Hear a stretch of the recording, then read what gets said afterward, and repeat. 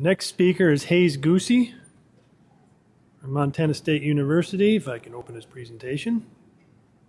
Don't delete it. Don't delete it. This advances. So Hayes Goosey is going to tell us about some ground-dwelling arthropods with respect to livestock grazing. All right, thank you very much. Speak today just a little bit about that. Also acknowledge the co-authors on this manuscript as well. Joe Smith, Kevin O'Neill, and Dave Noggle. I think it ended up in the program as me, too. I think that's operator error for the most part, which happens quite often with me. That's what, when you're an entomologist, that's kind of generally the default position. So arthropods, I think everybody here knows.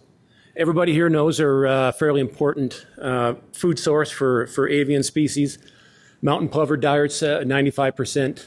Greater insects, sage grouse, first 21 to 28 days are 60+% dependent on insects. Now, globally, livestock grazing, rest rotation grazing programs are often implemented for conservation purposes. They're designed to mimic natural patterns of wildlife ungulate grazing. It involves moving livestock from one pasture to the next and leaving with one pasture, leaving rested for seed set. So we worked in with the NRCS, the Sage Grouse Initiative. In 2010, implemented the Sage Grouse Initiative Grazing Program in central Montana. Joe described a little bit about that here previously. It's 20% of the ranches that are enrolled, about 20% is left in that rest phase. It's about a 15-month rest. Within that system, we took a look at two different treatments. Which is the pointer? That was not the right one. There's only one button left. It's got to be the pointer. All right.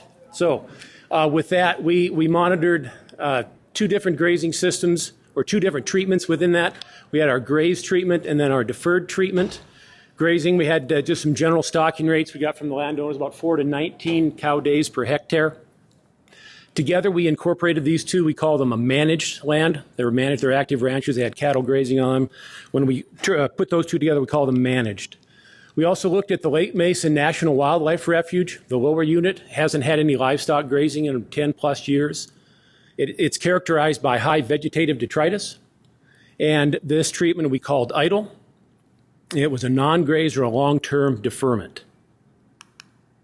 So our sampling locations here in central Montana, town of Roundup is here, and each one of these like blue sections here would represent a Montana state section, so you can get the idea of the size and the distances between our sampling locations. And then again, the Lake Mesa National Wildlife Refuge, the lower unit was located here. Inset, a larger inset is blown up of that. We weren't able to replicate. Quite often in ecology work, one of your treatments is a smaller subset in a place, and so we couldn't replicate to the degree we wanted to in that, but we made do with what we did. We stratified and randomized our samples within that. So what did we end up doing? It's real high technical work. You get a post hole digger, swing by your local grocery store and pick up some red Solo cups, and you dig a hole and you put one red Solo cup inside of the other. You bury those flush with the soil surface. You use 2 cups because it's really ingenious, because then you come back the next week to sample, you pull the inner cup out and your hole doesn't cave in because the other cup is still there. So, and then to keep the rain off, we swing by the local grocery store and you pick up plastic plates. The hardware store, you pick up bolts, make a little tripod, set those over top your traps, and that keeps the rain out. And also keeps, you set them low enough so the insects can get inside, but a sage grouse chick wandering around looking for food doesn't fall into your trap. So we take those, we come back every week and we sample. We pick those up, take them back to the lab, then we refill the traps with a killing agent. We used, in this particular case, we just used RV antifreeze. It has a lot of alcohols in it. If wildlife, a fox or something, which happens occasionally, coyotes or something, get into it, you don't end up with any lethal dosage. You just end up with a little bit of drunk wildlife. So we sent those out. We take them back to the lab, count everything, reset, and then for maybe 5 to 8, 10 weeks, depending on the situation, we'll continually sample. So our traps are set 24 hours a day, 7 days a week for anywhere from about 6 to 8 weeks. Take those back. We have count data. We fit those to a generalized linear mixed model. We offset weeks, number of weeks of sampling. We didn't sample the same number of weeks in each of our sampling years. So we offset that with the number of weeks. Based on our AIC values, we fit them to a negative binomial distribution, and we identified everything to family. Some things we identified further than family. What we're going to present here today is family analysis. We also looked at vegetation metrics, main thing to look at here today. And our treatments here, again, the deferred and the grazed were the SGI pastures, the managed. We looked at bare ground, grass, and sagebrush heights. We didn't have any differences in our sampling locations with grass or sagebrush height. We did, however, see a significantly less amount of bare ground here on the idle pastures. That's the Lake Mason Wildlife Refuge where there hasn't been grazing, high vegetative detritus. So what did we see? We collected and processed in this particular one over 37,000 specimens in 54 families. Interesting, in our total catches, our total activity density on idle where there hasn't been grazing was 2 times higher. So we caught the activity density, the catches were 2 times greater on this lower unit compared to what we were seeing on the deferred and the grazed. And that was driven by a 2-fold increase in predators and a 3-fold increase in detritivores. And again, keep in mind that idle is characterized by high vegetative thatch. So when we break these out and we start to look at the families, we start to see that on idle, where there hasn't been livestock grazing, even though we captured 2 times as many, we see that over here is the idle treatments. And so each one of those dots represents weeks of sampling. That's not just one particular sample in time. That's thousands of insects put into a particular principal component analysis for each one of these places. And so what we see is that when we separate these out, that there's different families that are occupying the Lake Mason, the refuge, where there hasn't been livestock grazing, than what we're seeing on managed lands. These are our managed, again, as the deferred and the grazed, the SCI treatment. So when we take a look at those, even though we're seeing more in one place, what it breaks out as is differences in the families that are occupying these different places. So even though we saw 2 times the amount of of catches, activity density on idle, when we separated out bottom here, the families that are known to be bird foods, when we separate those out, we see that we're catching 2 times more prevalent. The activity densities are twice as high on managed, so it's swapped. So we're seeing 2 times the total catches on idle, but when we break it out to what's important as bird food, we're catching 2 times as many on managed. So what are we looking at? Again, this is the vegetative detritus. So here, this is just a strut looking straight down idle here. High vegetative detritus, you can see lots of dead grass within this system. Very hard to see the bare ground. Whereas over here in managed, we're seeing a lot more bare ground. And again, when we look straight out through, you can start to see this is very characteristic of that Lake Mason unit, the lower unit. And this is very characteristic, little outcroppings here of bare ground, and then those are scattered in throughout. And these 2 pictures are taken only maybe about a mile apart in one of our sampling locations. So there's some supporting literature. I won't get into the depths of it. There's lots of it out there. Basically, all it says is that insect arthropods are distinct in distinct habitats. And so we translate that into the sagebrush steppe, and we look at vegetative detritus is the main thing that's sticking out. And we see that in the terms of cattle grazing, sheep grazing, terms of vegetation itself. That's a replicating theme through there. So we look at the predators. So we looked at bird food. Now how about predators? Predatory arthropod catches were 2 times greater on idle than they were, and that was from a 5-fold increase in what are called lycosid spiders. In fact, 9 of 13 predatory arthropods were never captured on idle. We had 13 families total on managed. We only captured 4 predatory arthropods on idle. And we had to keep in mind this 5-fold increase in lycosid spiders. So again, just some basic numbers. Lycosid spiders here, activity densities substantially higher than what we're seeing on managed, deferred, and grazed. This is in the active cattle ranches, non-grazed or a long-term deferment. And when we switch over here, so this is a ground-dwelling spider, lycosids, that like high thatch areas. They're known to prefer that. When we switch over to what's called a nephosid spider, they're also a ground-dwelling spider, but they prefer more open areas, less thatch. And so we didn't see a 5-fold increase, but more of about a 2-fold increase, but yet those numbers switch from one system to the other. In fact, an interesting work that some people did, Schmitz in 2005, what they did in caged field studies is they released, they used a Melanopus species grasshopper, which is very common to our study area. It's a generalist feeder that feeds from the soil surface to the top of the canopy. And when they, in the caged field studies, when they would put in a nursery web spider on top, that those are, if you've ever been out in the sage or in the grass and you see the nets up, the webs up on top, that's a nursery web spider. And their Picerina is, this is a particular genus, Picerina. And so when those spiders were in those cages, this generalist feeding grasshopper moved to the middle and the lower vegetations to avoid predation. And again, when they introduced a lycosid, Rabidosa species, which is a ground-dwelling species, this grasshopper then moved up and away from the soil surface.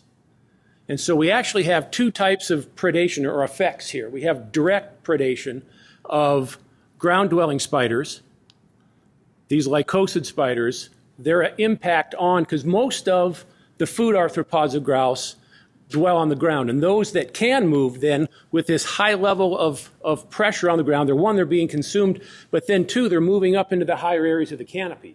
And what do we know about sage grouse chicks? They can't fly. They're small. They're stuck to the ground. So there's twofold increase potentially in the pressure here. One is a direct predation, and then two is a movement of those prey species away from the feeding locations of chicks. So again, just the wolf spiders, they're a diurnal running spider. They use high levels of thatch and detritus to stalk prey. They're predators of other spiders and other things. So when we see, they're highly predaceous. They're highly, when they achieve a real dominance, we see that only 4 of them being one, only 3 other families of predators, predatory arthropods, were located in areas where we're capturing these high levels of lycosids. Again, and some work, Langeletto and Deno looked at how thatch itself affects natural enemies, but lycosid spiders in particular. And they found that the addition, they supplemented artificial thatch in particular environments. And the addition of that artificial thatch into the environment was a greater predictor of particular lycosid success than was the actual plant community itself. So very highly influential in the arthropod system.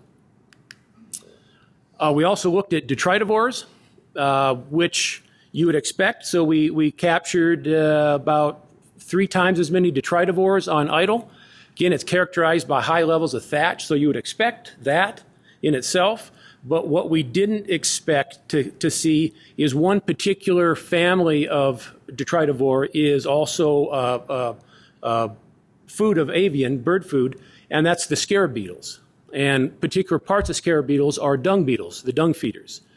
And we captured, they were 5 times greater on idle, where there hasn't been livestock grazing. There is no livestock.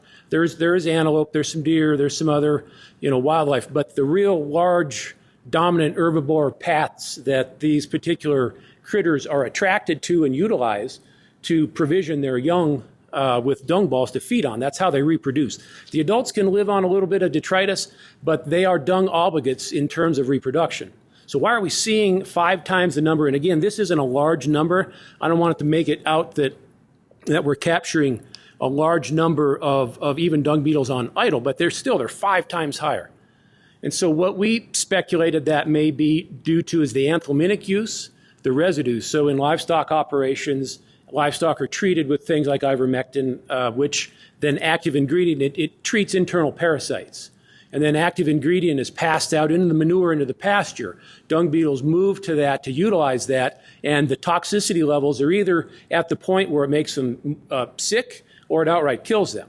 And so we speculated that based on that, that may be one of the reasons we're seeing fewer dung beetles on these numbers in a healthy dung beetle system, these numbers should be up in the hundreds of captures.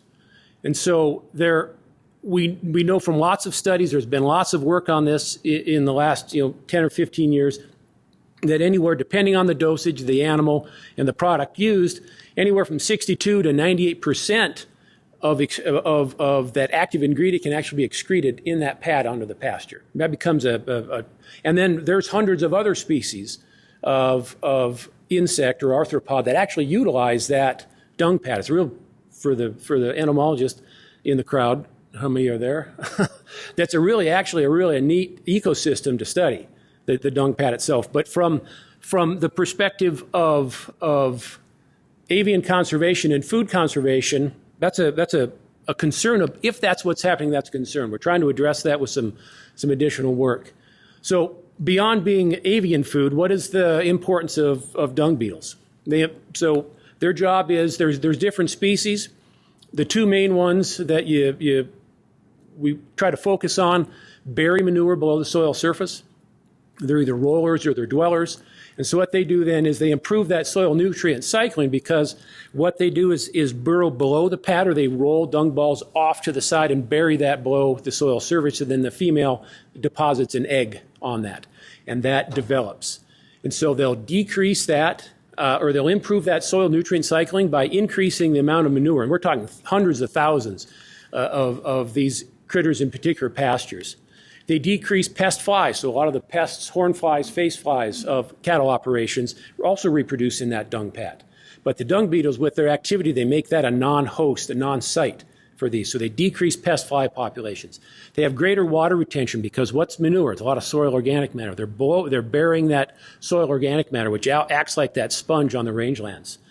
Same as the pest flies, lower nematode populations. They decrease the greenhouse gas emissions. Volatilization of nitrogen off of manure is very rampant, and having that stuff buried down. They increase AUMs from pat smother. When an animal deposits a pat, if that's not broken down in a timely fashion, grass doesn't grow through that. And there's studies out there on cattle behavior that they stay 6 to 12 inches away from that pat. And they can sit there for a couple years. And that's out of production. You get 1,000 pats in a pasture that aren't being broken down. That's a substantial amount of AUMs that's disappearing from that operation. And then they're also bioindicators. They're cheap. You don't have to get permits to capture and kill millions of them. And they're easy to identify. So looking at what we've got here, just a real quick, you can see an active pat, lots of small little, these are dung beetle holes on top. These are probably a Photia species, and then a non-pat. These are just maybe a quarter mile apart across the fence. I didn't take any samples of these. I didn't measure this, but I'm using it as an illustration. But I suspect either a low dose or a friendly treatment versus a Newcomb treatment. And so we're not seeing them break down.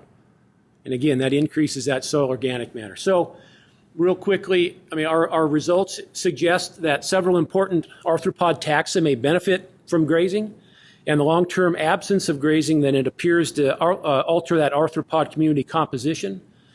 Bird food appears to benefit from some level of managed grazing, and this may be due to the evolutionary history of these grazing-adapted ecosystems. The periodic grazing removes that litter and alters that predator habitats and their activity density. And again, with the possibility or the exception of the dung beetles, which I talked about a little bit. So with that, I'll happily answer any questions. I think I might have went a little long. But if I can leave you with anything, just know your insects. You know, they all have names, not necessarily Doug, Linda, and the such. But some families, some species respond. They all respond differently to unique pressures. So we don't want to lump everything together, and it's an arthropod, so it's going to respond the same to grazing as this one. Some respond positively, some respond negatively. So with that, I'll leave it there. Thank you.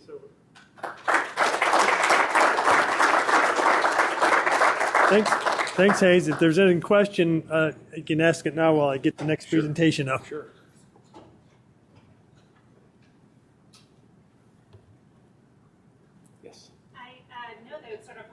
Separate the two, but the sort of food web effects that you saw in terms of the changes in the ground, diversity of ground insects and species level, do you think that is did you look at like the structure itself, of those different things, the open ground versus just a more thatch, right? In terms of movement of those species and in terms of like your sampling methodology and things like that? So if I think I get you right, you want to know, did we isolate out Like physical effects. physical effects?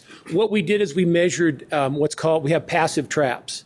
And so we measured what's called activity density within these treatments. And then those activity densities,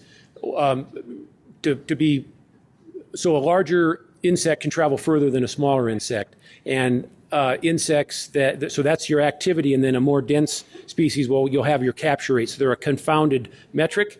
And so what we look at in terms of actually looking at specific habitat characteristics, we look at the result of that, and that would be our catches within those traps. Thanks, Hayes. Okay, thank you.